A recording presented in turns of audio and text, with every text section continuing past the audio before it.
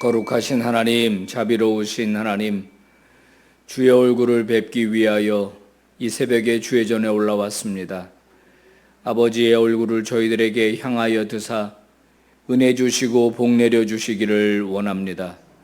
우리의 한숨과 눈물과 걱정이 주의 얼굴 빛 앞에서 다 풀어지게 하시고 해결되게 하시고 사라지게 해 주시기를 원합니다. 아버지 한 분 한 분만 붙들고 살아가는 인생 되기를 원합니다. 주여, 오늘도 저희들을 먹여주시고 저희들에게 위로해 주시고 지혜 부족함이 지혜 허락하여 주시고 갈 길을 열어 주시옵소서. 아버지, 우리 교회에 많은 사역들이 펼쳐지고 있습니다. 특별히 다음 세대 우리 교회 학교의 여름 사역 토요일부터 시작되는 우리 중등부 수련회 기억하시고 청년부의 비전 트립 은혜롭게 진행될 수 있도록 역사해 주시옵소서. 가난하고 어렵고 힘들고 외로운 성도들, 병든 성도들, 아버지 오늘도 치료하여 주시고 주께서 찾아가셔서 위로해 주옵소서. 예수님 이름으로 기도 올리옵나이다. 아멘. 우리 찬송가 550장 찬송 부르겠습니다.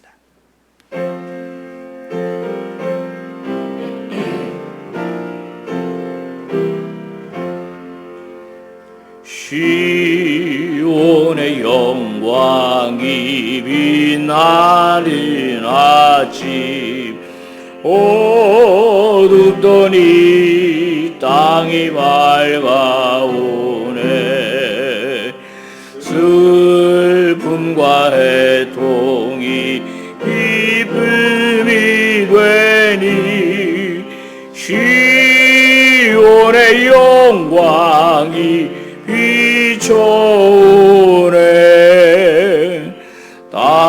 땅들아 바다야 많은 섬들아 찬양을 주님께 드리어라.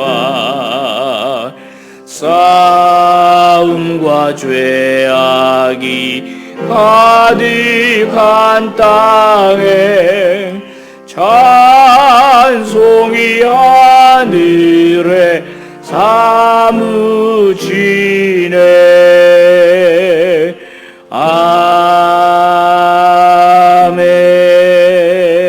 아멘. 장례 광고부터 하겠습니다. 은퇴하신 목사님이죠. 백유용 목사님, 우리 교회 출석하셨는데 지난 월요일에 하나님의 부르심을 받았습니다. 오늘 발인 예배가 진행이 되고요. 또 입관도 오늘 함께 진행이 됩니다. 아드님이 어제 저녁 늦게 미국에서 도착을 했기 때문에 이제 오늘 입관을 하고 아침에 바로 발인을 합니다.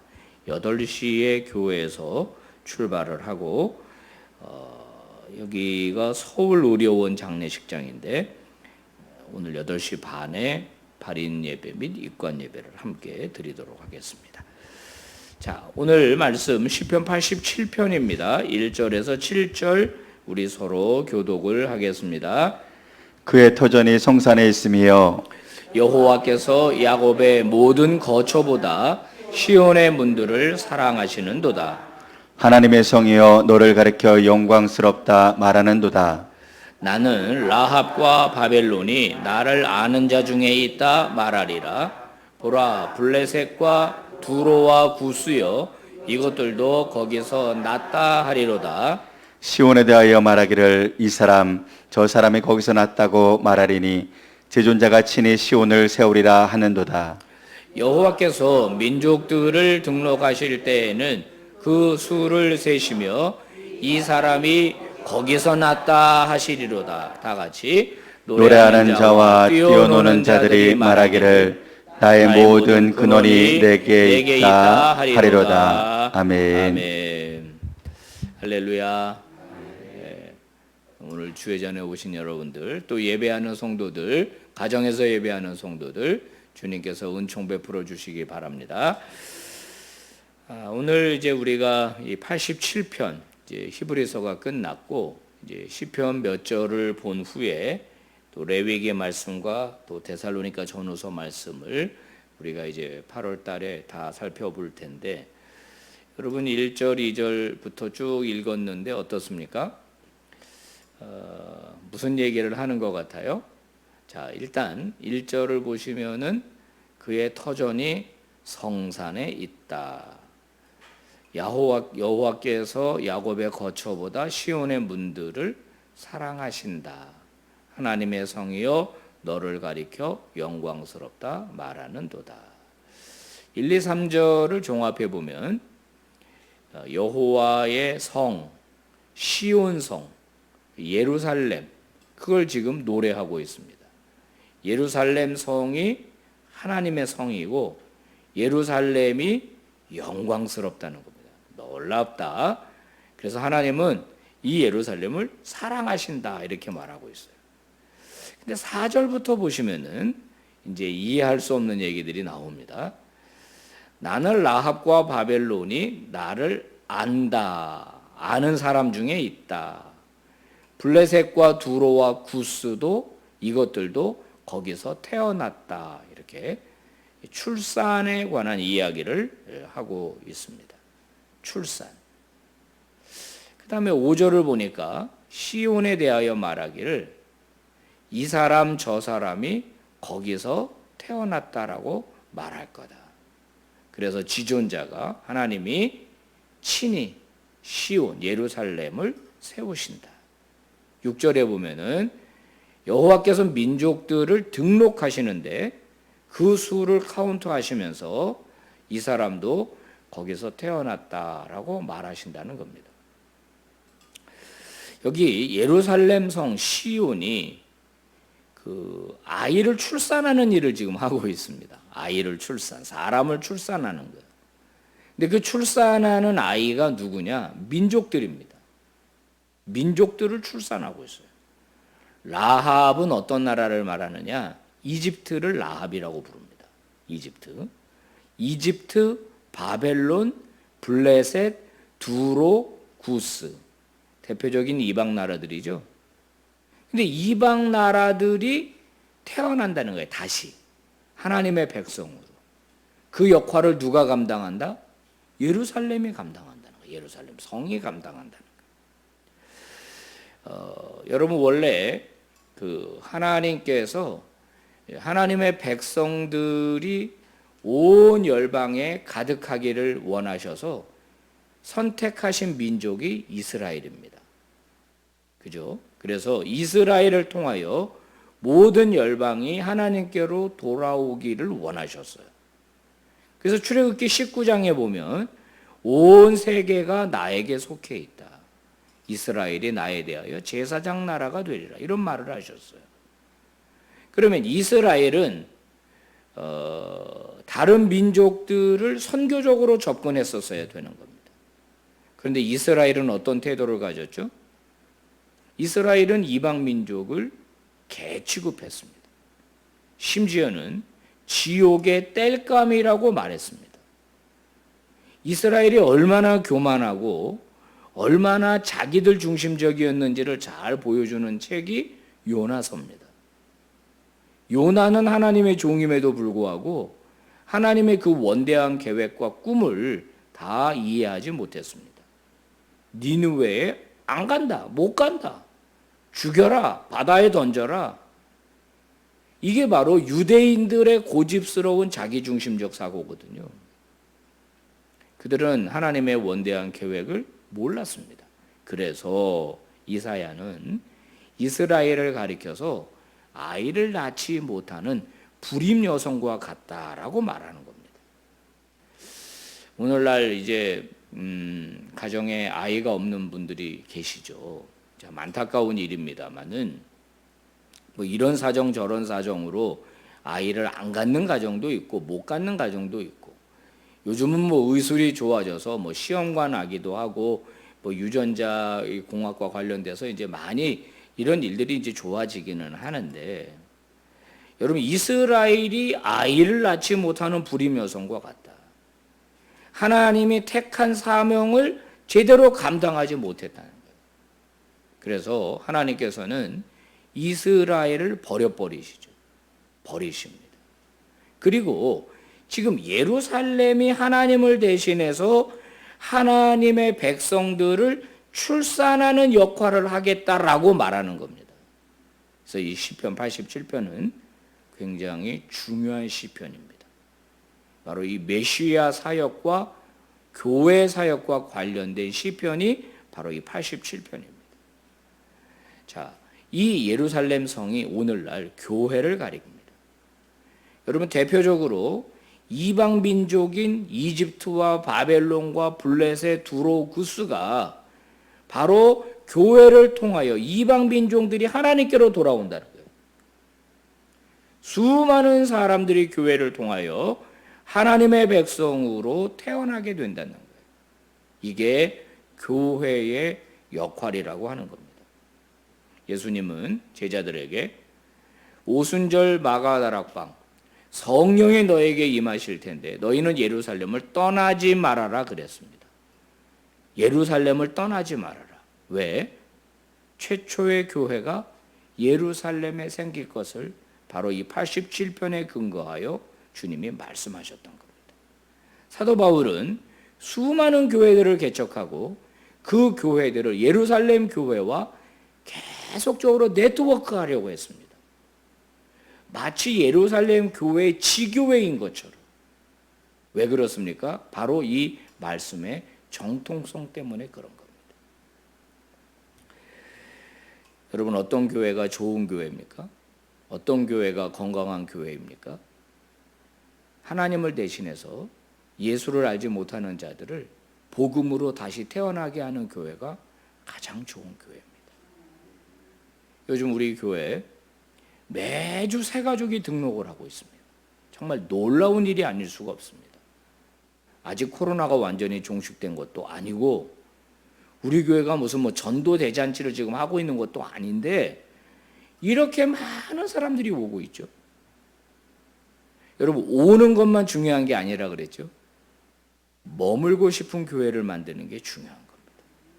오늘날 교회는 하나님을 대신해서 복음으로 이방 민족들을 낳아야 합니다.